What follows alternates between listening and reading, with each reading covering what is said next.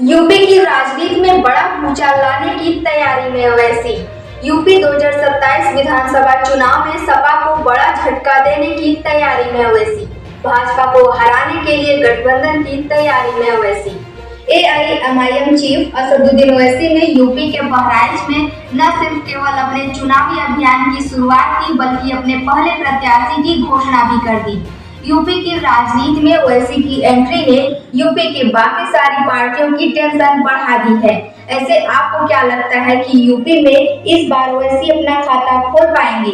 क्योंकि 2017 और 2022 के चुनाव में ओवैसी ने अपने प्रत्याशियों को मैदान में उतारा तो जरूर था, लेकिन एक भी सीट नहीं जीत पाए थे।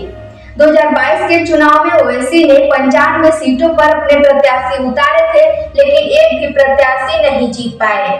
लेकिन इसके बावजूद ओवैसी के भले ही एक भी प्रत्याशी न जीत पाए हो, लेकिन उन्होंने सपा का खेल कई सारी सीटों पर जरूर बिगाड़ दिया था, जिसका सीधा फायदा भाजपा को मिला था। और अब इस बार भी ओवैसी की गठबंधन की खबरों ने कई सारे सवाल खड़े कर दिए हैं।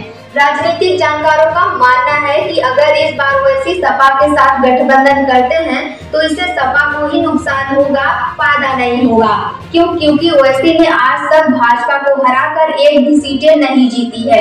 इसका उदाहरण आप बिहार चुनाव को ही देख लीजिए। वहां पर ओवैसी की पार्टी ने जितनी भी सीटें जीती वो सभी आरजेडी की सीटें हुआ करती थी।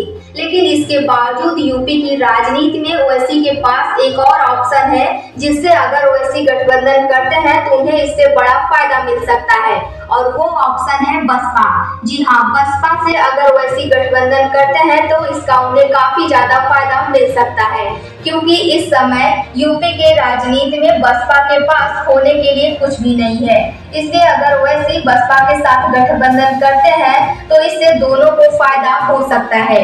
यानी इस बार यूपी में ओवैसी अपनी पूरी ताकत के साथ चुनावी मैदान में उतर चुके हैं और लगभग 200 सीटों पर चुनाव लड़ने की तैयारी में है। ऐसे आपको क्या लगता है, क्या ओवैसी इस बार यूपी में अपना खाता खोल पाएंगे?